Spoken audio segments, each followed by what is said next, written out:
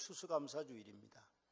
구약성경 출애굽기 23장에 보면 하나님께서 무교병과 그리고 맥주절과 수장절을 지키도록 그렇게 명령하셨습니다. 추수감사주일이라는 세 번째 말씀하신 연말에 밭에서 거두어 저장하는 수장절의 의미가 있습니다. 그래서 추수감사주일은 매우 중요합니다. 한국교회는 추수감사주일을 지키는 이유가 있습니다. 미국에서 추수감사주일의 유래가 한국의 이제 선교를 통해서 그대로 전해졌기 때문에 그렇습니다. 1620년에 120명의 청교도들이 신앙의 자유를 찾아서 배를 타고 65일 동안이나 긴 항해를 거쳐서 미국으로 건너갔습니다. 그리고 그들은 이제 한 해 겨울을 지내면서 인디언들의 습격과 그리고 풍토병으로 인해서 120명 가운데 무려 44명이 생명을 잃었습니다.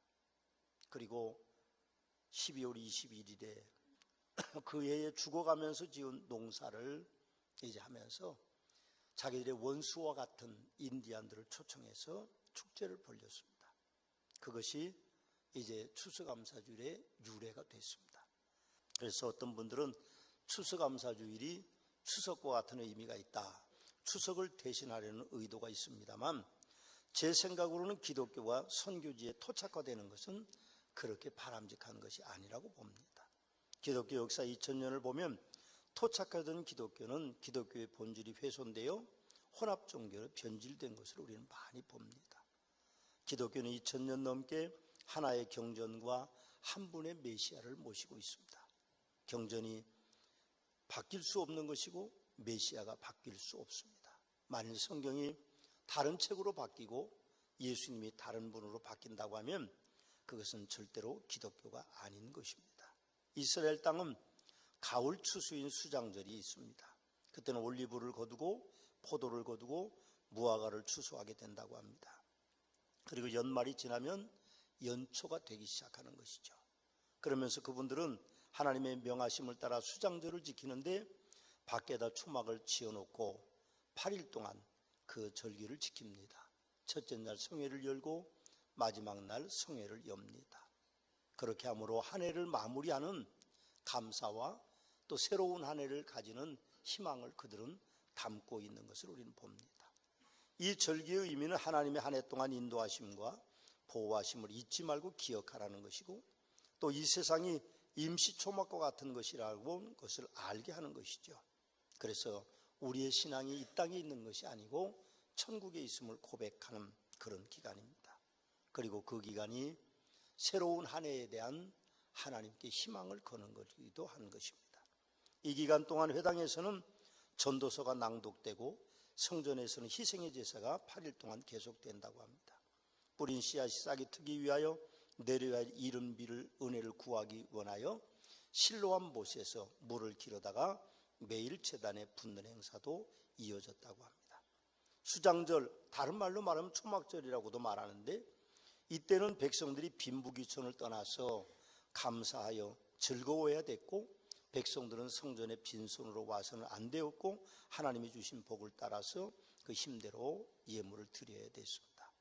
이스라엘 백성들이 3대 절기인 유월절과 맥주절과 수장절에 하나님에게 감사하는 마음이 없이는 온 백성들이 성인 남녀들이 예루살렘 성전에 모이지 못했을 것입니다. 외국에 나가 있는 이들도 있었을 것이고 아마 먼 곳에 살고 여러 가지 개인적인 사정들이 있었을 텐데 그러나 그런 것들을 다 접어두고 하나님의 명하심을 따라서 유대인들은 유월절에도 맥주절에도 수장절에도 그렇게 성인 남자들이 모여서 하나님께 영광을 돌립니다. 오늘도 하나님이 1년 동안 우리를 이끌어 주셨습니다. 아마 느끼지 못한 분들도 많이 계시겠죠. 내 힘으로 살았고 주위의 사람들의 도움으로 살았다 그렇게 생각하지만 절대로 그렇지 않습니다. 인생은 하나님께서 이끌어 오시는 것이죠. 사실 감사함이 없이는 인생을 바르게 살기는 어렵습니다. 사랑하는 서문학교 성도 여러분, 추수감사주일은 지난 날들에 대하여 여기까지 이끄신 하나님께 감사를 하는 주일이고, 또 다가오는 새해에 하나님 앞에 더 큰 희망을 거는 그런 주일입니다. 하나님께 감사하지 않고는 우리는 결단코 지난 날들에 대해서 정리를 다 못한 것이고, 새로운 날들에 대해서 하나님의 축복을 보장받을 수 없습니다. 그러므로 성도는 특별히 연말에 추수감사주일에 감사하는 마음을 품어야 합니다. 서머나 교회 성도님들이 감사나무의 감사 제목을 열매로 다셨습니다. 성도님들이 어떤 감사가 있는지 제가 읽어보겠습니다. 첫째, 지난 1년 동안 즐거울 때나 힘들 때마다 우리 가족이 주님을 전적으로 신뢰하게 하심을 감사. 둘째, 일마다 때마다 응답하심도 감사. 일마다 때마다 거절하심도 감사. 셋째, 지금까지 잘 견뎌내며 올 수 있도록 소망 주심에 감사. 두 번째입니다. 건강하게 살게 해주셔서 감사합니다 하고 건강에 대한 감사. 한 번 아주 길게 적으셨습니다. 할렐루야, 하나님을 알게 해주심을 감사드립니다. 죄를 뉘우치고 회개할 수 있게 기다려주심에 감사드립니다. 저희 가족이 다 같이 한 곳에 모일 수 있게 해주심에 감사드립니다. 주님의 일꾼으로 사용될 수 있는 귀한 자리를 허락해 주심에 감사드립니다. 앞으로 저희와 함께 해주심을 주님께 감사드립니다 하고 감사하는 가정이 있습니다. 성도 여러분, 우리는 감사하면서 살아야 됩니다. 감사할 것이 없죠. 별로 없습니다. 우린 본성이 약해가지고 좋은 것도 감사를 못 느끼고 사는 존재이기 때문에 감사할 것이 없지만, 우리 신앙인들은 감사하면서 사는 것이 습관화가 돼야 됩니다. 습관은 곧 그 사람의 인격을 낳고 그 사람의 삶을 주관하는 것입니다. 오늘 함께 읽으신 히브리서 12장 1절에서 3절 말씀에는 감사할 수 있는 세 가지의 조건을 말합니다. 세 가지 조건. 첫째는요, 신앙생활을 잘 하셔야 감사할 수 있습니다. 1절에 보면 허다한 증인들이 있다, 그렇게 이야기합니다. 허다한 증인들이 있다고 하는 것은 증명이 됐다는 것이죠. 하나님은 절대로 실수하시는 분이 아니십니다. 하나님께서 주관하시면 실수라는 것이 있을 수 없어요. 그래서 무엇으로 심든지 그대로 거두는데, 우리가 감사로 심으면 특별히 허다한 증인들이 이미 증명된 것과 같다 그랬습니다. 요즘 신약이 한국에 많이 나옵니다. 신약이 나오면 처음부터 사람에게 판매하지 않습니다. 환자에게 판매하지 않아요. 쥐나 토끼나 다른 동물들에게 1차 검사를 하고 검증이 되면 식약처의 승인을 받고 그리고 체험하는 사람을 모집합니다. 거기서 임상시험에 사람에게 성공하면 그 다음에 판매 승인을 얻어서 판매합니다. 그래서 불치병이었던 사람들이 살아나는 그런 일들이 일어나는 것이죠. 여러분, 그 검증 과정이, 그 실험 과정이 다 거친 것은 예수 그리스도를 구세주로 믿는 것입니다. 허다한 증인들이 있다 그랬습니다. 그런데 특별히 1절에 보면 우리에게 구름같이 둘러싼 허다한 증인들이 있다, 그렇게 이야기합니다. 기독교는 허다한, 구름같이 둘러싼 허다한 증인들이 있는 확실한 종교입니다. 그래서 예수를 구세주로 믿으면 죄사함을 받고, 예수를 구세주로 믿으면 이 땅에서 하나님의 보존의 섭리로 인도함을 받고, 예수를 구세주로 믿으면 훗날 죽든지 주님이 오시는 날 죽음을 보지 않고 천국에 올라간다고 하는 것이 있기 때문에 우리는 허다한 증인들이 있어서 감사할 수 있습니다. 의심하지 마십시오.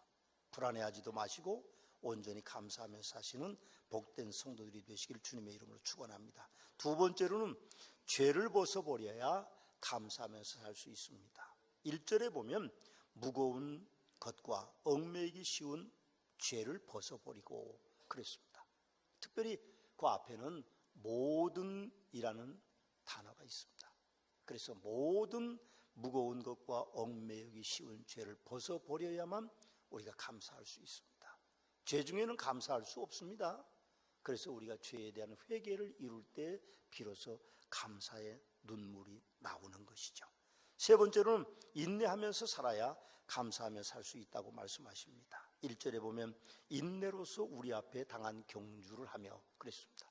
경주한다는 말은 뛴다는 이야기죠. 달리기죠. 상대방과 어떤 성적을 놓고 다룬다는, 경쟁한다는 이야기인데, 인내로서 우리 앞에 당한 경주를 경주할 수 있다. 그래야 감사하며 살 수 있다는 것입니다. 실패자가 감사할 수도 있지만 아마 그 감사는 크지 않을 것입니다. 그러나 인내로서 우리 앞에 당한 경주를 경주해서 승리한다고 하면 우리는 더 큰 감사가 있을 것입니다. 네 번째로는 예수님을 바라봐야만 된다고 말합니다. 그리하면 감사하는 인생을 살 수 있어요. 여러분, 예수님밖에는 없습니다. 2절에 3절의 말씀에 보면 믿음의 주여 또 온전케 하시는 예수를 바라보자. 그는 그 앞에 있는 기쁨을 위하여 십자가를 참으사 부끄러움을 개의치 아니하시더니 하나님의 보좌 우편에 앉으셨느니라. 너희가 피곤하여 낙심하지 않기 위하여 죄인들이 이같이 자기에게 거역한 일을 참으신 일을 생각하라 하고 그렇게 말합니다. 세상에 우리를 구원하신 메시아는 오직 예수 그리스도뿐입니다. 우리는 그분만을 바라봅니다. 사람 안 바라보죠? 목사 안 바라봅니다. 나라의 미래를 바라보지 않습니다. 오직 예수님만 바라보십니다.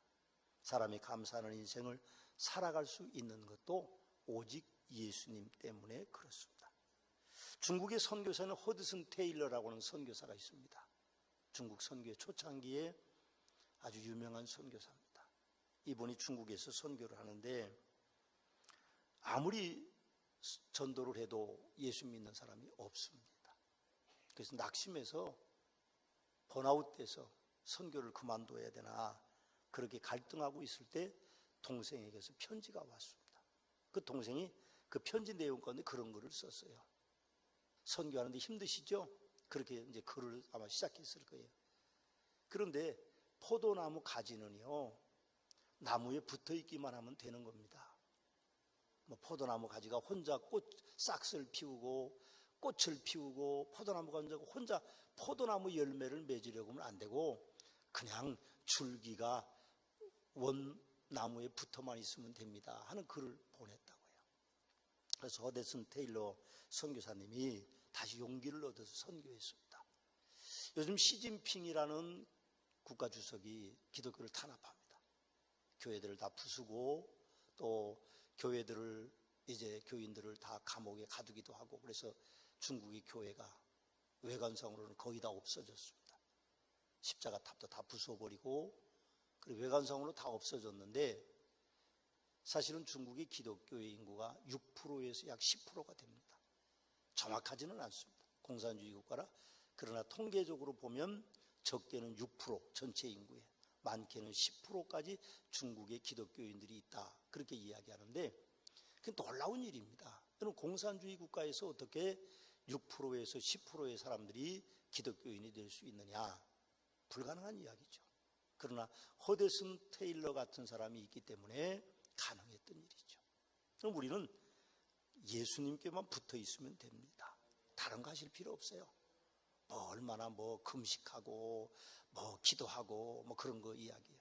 우리는요 그냥 예수님께만 붙어 있으면 돼요. 천국이 뭘 알고 헌신을 얼마나 하고 또 뭘 어떻게 하고 네 행위가 어떻고 네 신앙이 어떻고 그래야 가는 것이 아니에요. 율법적인 신앙이 아니라 예수님이신 그 나무에 우리가 붙어 있기만 하면 때가 되면 잎이 나고 때가 되면 꽃 피고 때가 되면 열매를 맺고 때가 되면 열매를 따게 돼 있는 겁니다. 우린 예수님께만 붙어 있으면 돼요.